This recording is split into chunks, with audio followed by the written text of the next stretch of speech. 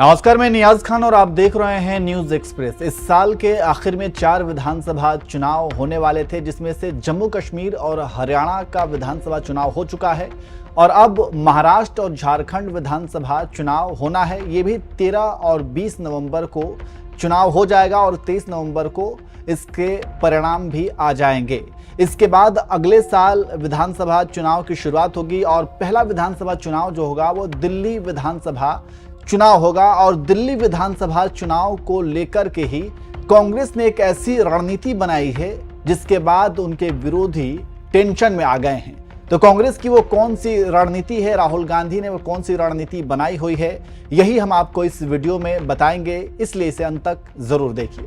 आपको पता है कि लोकसभा चुनाव से पहले राहुल गांधी ने भारत जोड़ो न्याय यात्रा और भारत जोड़ो यात्रा की शुरुआत की थी और इस भारत जोड़ो न्याय यात्रा ने राहुल गांधी की छवि को किस तरीके से उभारा और किस तरीके से भारतीय राजनीति में राहुल गांधी एक बार फिर से चमकने लगे, ये आपको बताने की जरूरत नहीं है। कुल मिलाकर के जिस तरीके से उन्होंने पहले जब ये शुरुआत की थी तो उनके विरोधी काफी ज्यादा उनकी आलोचना कर रहे थे। ये कह रहे थे कि ये फालतू में राहुल गांधी ये सब काम कर रहे हैं और इसका कोई भी राहुल गांधी को फायदा नहीं होने वाला है।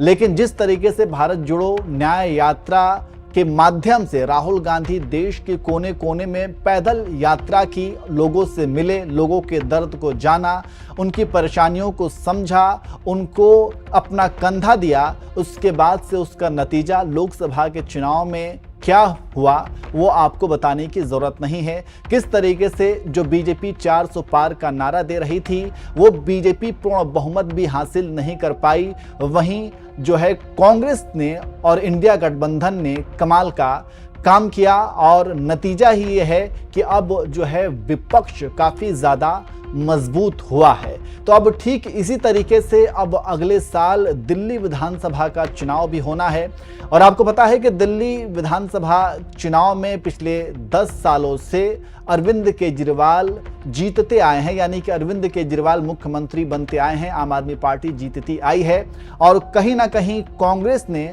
अपनी राजनीतिक जमीन को दिल्ली के अंदर खो दिया है। तो एक बार फिर से कांग्रेस जो है अपनी राजनीतिक जमीन को दिल्ली में मजबूत करना चाहती है और इसी को देखते हुए कांग्रेस ने एक अपनी यात्रा की शुरुआत की है और वो यात्रा भी भारत जोड़ो न्याय यात्रा के तर्ज पर ही है, यानी कि भारत जोड़ो न्याय यात्रा की तरह ही अब कांग्रेस जो है दिल्ली के अंदर दिल्ली न्याय यात्रा की शुरुआत करने वाली है और इसका पूरा रूपरेखा भी तैयार कर लिया गया है। तो चलिए हम आपको बताते हैं कि कांग्रेस की रूपरेखा क्या है और वो किस तरीके से दिल्ली न्याय यात्रा की शुरुआत करेगी।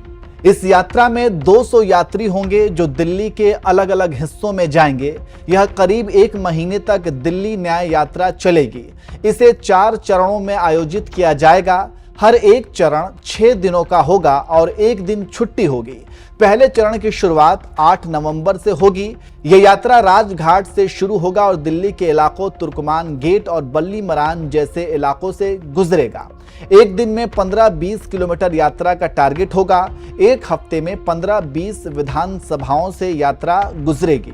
तो इस तरीके से कांग्रेस की ये पूरी रूपरेखा है कि वो किस तरीके से इस साल के आखिर में दिल्ली न्याय यात्रा की शुरुआत करेगी और इस न्याय यात्रा में कहीं ना कहीं केजरीवाल की नीतियों के खिलाफ वो आवाज उठाएगी, केजरीवाल की नीतियों की कमियों को गिनवाएगी, क्योंकि आपको पता है कि अरविंद केजरीवाल और कांग्रेस पार्टी भले ही दिल्ली में यानी कि केंद्र में वो इंडिया गठबंधन के हिस्सा हैं, लेकिन राज्यों की अगर बात की जाए तो राज्यों में ये लोग कई राज्यों में अलग अलग होकर के इंडिपेंडेंट होकर के उन्होंने चुनाव लड़ा है और लड़ते भी हैं। तो इसी तरीके से दिल्ली विधानसभा चुनाव में भी कांग्रेस ने अपनी राजनीतिक जमीन को फिर से मजबूत करने के लिए एक नई शुरुआत की है और ये शुरुआत भारत जोड़ो न्याय यात्रा के तर्ज पर किया गया है। तो इस साल के आखिर में यानी कि 8 नवंबर से दिल्ली न्याय यात्रा की शुरुआत होगी। अब देखना होगा कि इस कांग्रेस की